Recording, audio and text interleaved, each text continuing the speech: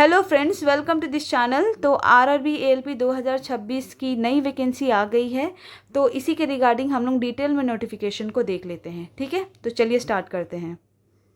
तो ये है आपका नोटिफिकेशन आरआरबी एएलपी का, जिसका सीएन नंबर है 1/2026। तो सबसे पहले हम लोग यहाँ पर इसका इम्पॉर्टेंट डेट्स को देख लेते हैं। तो इसका ऑनलाइन जो एप्लीकेशन स्टार्ट होगा, मैंने हो चुका है, वो आपका 15 मई से, ठीक है। और इसका क्लोजिंग डेट है वो आपका 14 जून है, ठीक।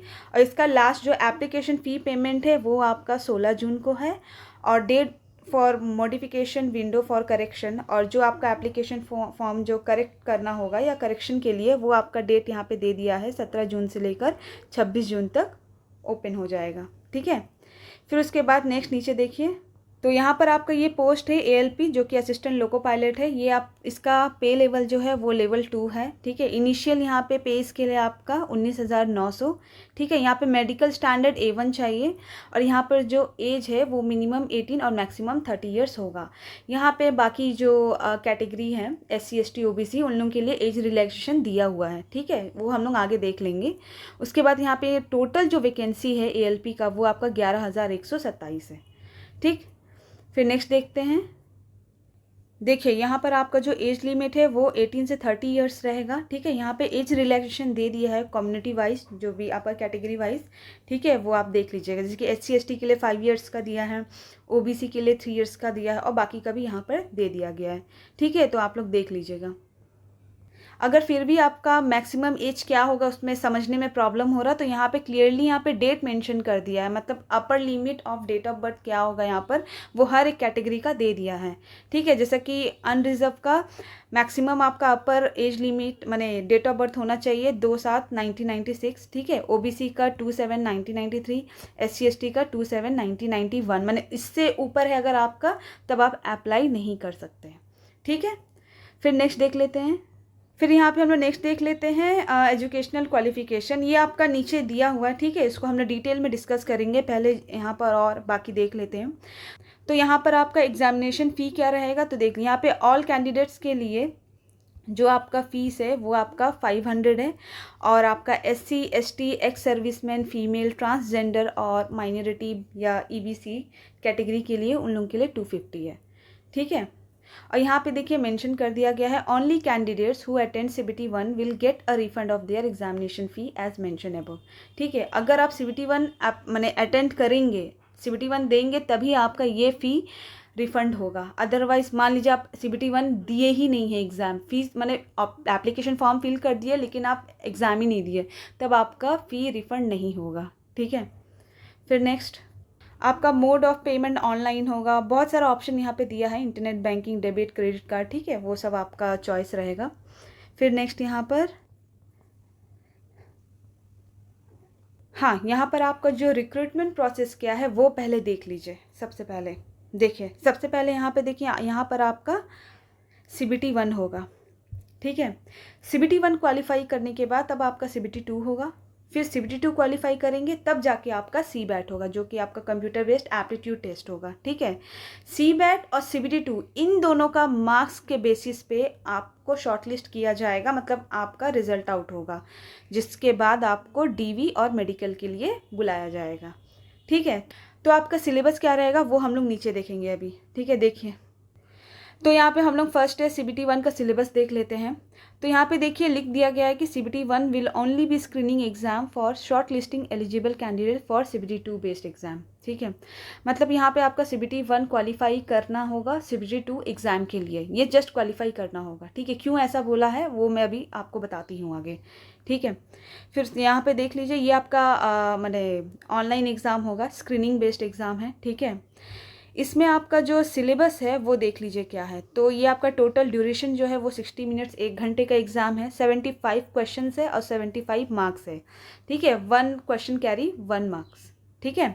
यहाँ पे निगेटिव मार्किंग आपका 1/3 है, ठीक है। नॉर्मलाइजेशन होगा, जैसा शिफ्ट रहेगा मल्टीपल शिफ्ट के बेसिस में वो नॉर्मलाइजेशन होता है, ठीक है।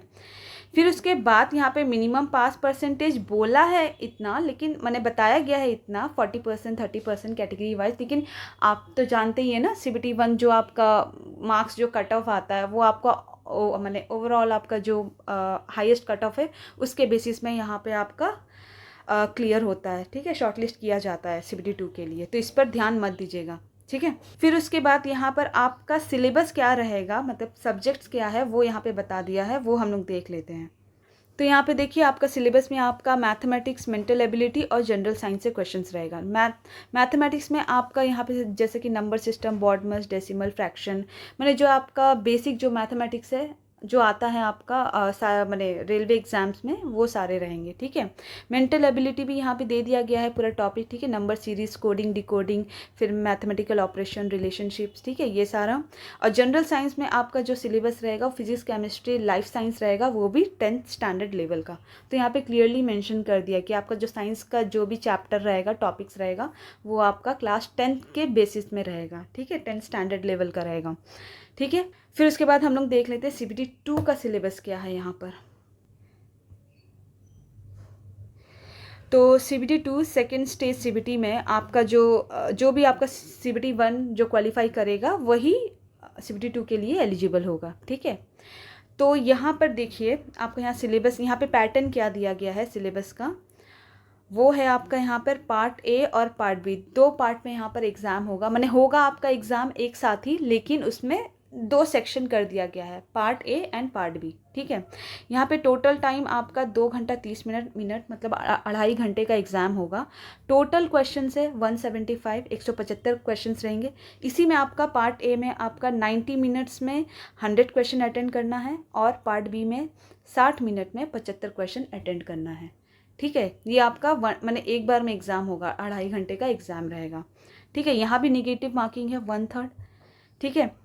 फिर यहाँ पे भी नॉर्मलाइजेशन होगा, जैसे मल्टीपल शिफ्ट में आपका जो लेवल होगा एग्ज़ाम का, उस बेसिस में यहाँ पर नॉर्मलाइजेशन होगा, ठीक है।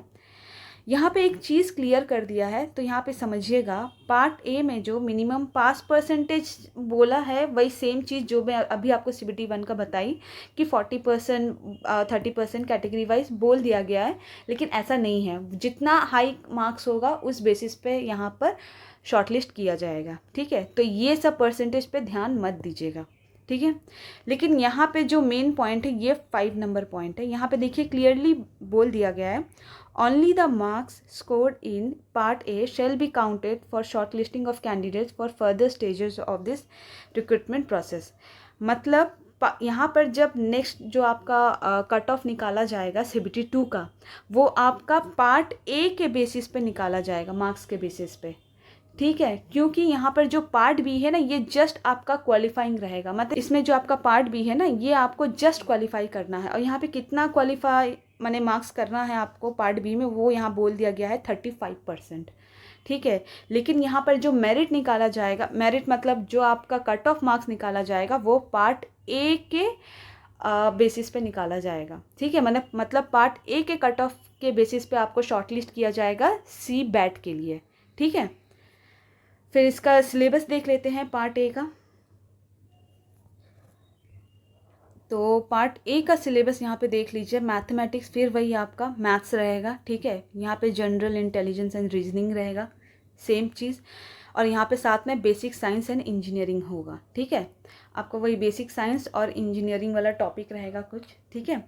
फिर उसके बाद यहाँ पर इसी का जो पार्ट B है, इसका यहाँ पे सिलेबस दे दिया है, वो भी देख लेते हैं। तो यहाँ पे आपका सिलेबस है पार्ट B का। तो यहाँ तो सबसे पहले आपका ये क्वालिफाइंग परसेंटेज रहेगा, जो कि आपका 35% है, ठीक है। मतलब यहाँ पर आपको जस्ट क्वालिफाई करना है पार्ट B को। तो इसका सिलेबस क्या रहेगा, ये आपका ट्रेड वाइज रहेगा, मतलब आप जिस भी ट्रेड के लिए अप्लाई कर रहे हैं, मैंने आप आपका जो ट्रेड है उसी ट्रेड से रिलेटेड है, यहाँ पर आपका क्वेश्चंस दिया जाएगा, ठीक है। तो किस ट्रेड का क्या क्वालिफिकेशन है वो यहाँ पे बता दिया, वो देख लीजिए। जैसे कि इलेक्ट्रिशियन, इंस्ट्रूमेंट, मैकेनिक, वायरमैन, ये सब के लिए आपका electrical engineering, combination of various streams of electrical engineering होगा, ठीक है। इलेक्ट्रॉनिक्स अगर आपका ट्रेड है, मैकेनिक रेडियो एंड TV पे है, तब आपका इलेक्ट्रॉनिक्स इंजीनियरिंग एंड कॉम्बिनेशन, मतलब आपका इलेक्ट्रॉनिक्स से रिलेटेड जो भी आपका इंजीनियरिंग रहेगा सिलेबस, मतलब आपका डिग्री होगा, वो यहाँ पर रहेगा सिलेबस, ठीक है। फिर उसके बाद आपका यहाँ पे fitter mechanic, tractor mechanic, turner, इन सब के लिए आपका मैकेनिकल इंजीनियरिंग होना चाहिए, और यहाँ पर मोटर व्हीकल के लिए ऑटोमोबाइल इंजीनियरिंग, ठीक है, ये सब होना चाहिए। ठीक है, तो उस हिसाब से आपका यहाँ पर पार्ट बी का सिलेबस रहेगा। ठीक है, ये यहाँ पे बोल दिया गया है, ध्यान दीजिएगा, यहाँ पर पार्ट बी का सिलेबस बताया है। ठीक है, subject of choice for part B. ठीक है, फिर नेक्स्ट यहाँ पे देख लेते हैं। अच्छा, यहाँ पर एक चीज़ आपका मिस हो गया है, वो मैं यहाँ पर बता देती हूँ। देखिए, CVT 2 के लिए जो शॉर्टलिस्ट किया जाएगा, वो कितने टाइम्स कैंडिडेट को लिया जाएगा वो मैं यहाँ बता देती हूँ। देखिए, यहाँ पे टोटल आपका मैंने कैंडिडेट्स में से आपका 15 टाइम्स कैंडिडेट्स को शॉर्टलिस्ट किया जाएगा CVT 2 के लिए। ठीक है, मतलब एक सीट के लिए 15 कैंडिडेट को यहाँ पे शॉर्टलिस्ट किया जाएगा CVT 2 के लिए। ठीक है, फिर उसके बाद CVT 2 का तो सिलेबस यहाँ पे हो गया क्लियर आपका। फिर उसके बाद आपका CVT 2 क्वालिफाई करेंगे, जो कि आपका पार्ट ए के बेसिस में क्वालिफाई करना है। ठीक है, तो उसके बाद आपको CBAT एग्ज़ाम देना होगा। ठीक है, जो कि आपका कंप्यूटर बेस्ड एप्टीट्यूड टेस्ट है। इसमें आपको 8 टाइम्स कैंडिडेट्स को बुलाया जाएगा। ठीक है, मतलब 8 टाइम्स कैंडिडेट्स को यहाँ पे शॉर्टलिस्ट किया जाएगा CBAT एग्ज़ाम के लिए। ठीक है, और यहाँ पे देखिए साफ साफ यहाँ बोल दी, जो मैं अभी ऊपर आपको बता रही थी वही चीज़ यहाँ पर आपको बता दे रहा है clearly, on the basis of their marks in part A of CBT 2। ठीक है, मतलब CBT 2 के पार्ट ए के मार्क्स के बेसिस में यहाँ पर शॉर्टलिस्ट किया जाएगा कैंडिडेट को CBAT एग्ज़ाम के लिए।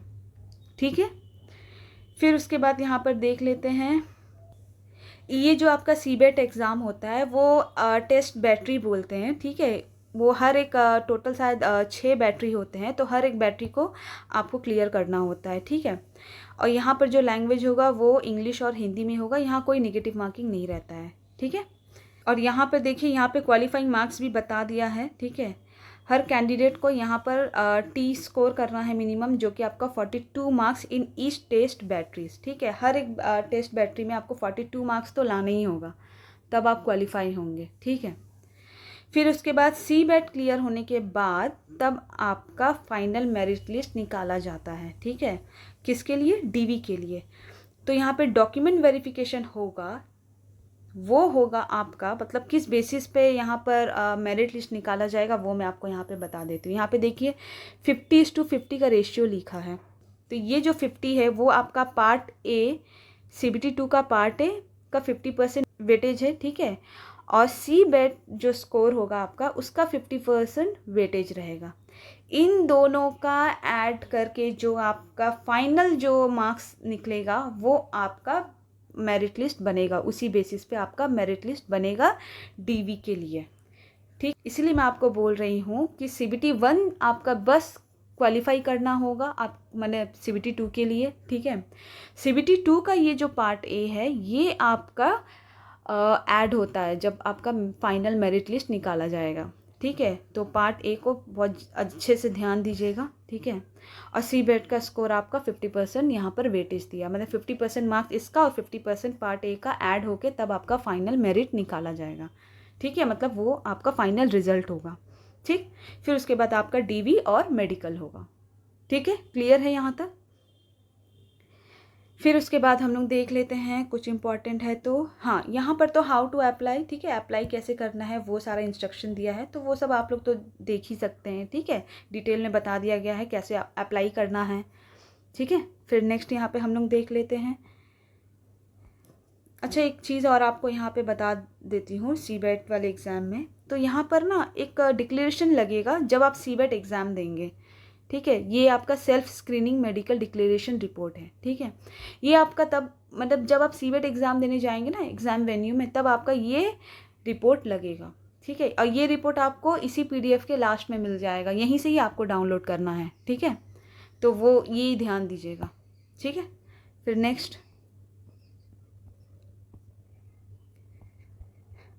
नेक्स्ट यहाँ पे देख लीजिए, यहाँ पर आपका पैरामीटर दिया है पोस्ट वाइज। ठीक है, मतलब आपका क्या क्या क्वालिफ़िकेशन रहेगा, ALP में कौन कौन अप्लाई कर सकते हैं। सिंपल यहाँ पे देखिए, मतलब 10 पास तो होना ही चाहिए। ठीक है, साथ में ITI है तो वो अप्लाई कर सकते हैं, यहाँ पे ट्रेड भी दे दिया गया है। ठीक है, IIT में किस ट्रेड से अप्लाई कर सकते हैं।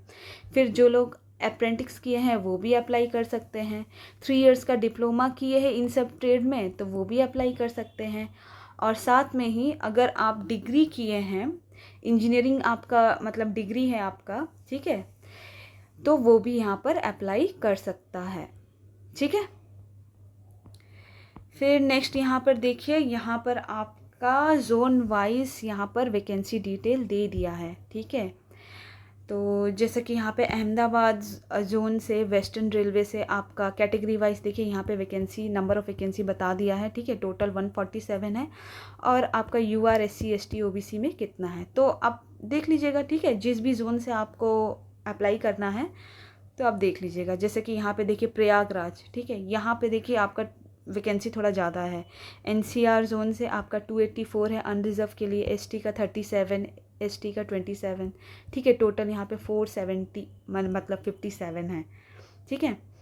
वैसे ही देखेंगे तो यहाँ पर आपका बिलासपुर का वैकेंसी देखिए, CR जोन का 131 है अनरिजर्व का, और यहाँ पे टोटल 322 है। भुवनेश्वर का देखिए ज़्यादा है, यहाँ पर 370 अनरिजर्व का है, SC का 120 है, ठीक है। यहाँ टोटल है आपका 801, ठीक है। फिर वैसे ही देख लीजिएगा, यहाँ पे हर एक जोन का दे दिया है, ठीक है। जिस भी जोन से आप अप्लाई करेंगे तो एक बार वैकेंसी डिटेल देखकर ही आप अपना जोन सेलेक्ट करके अप्लाई कीजिएगा, ठीक है।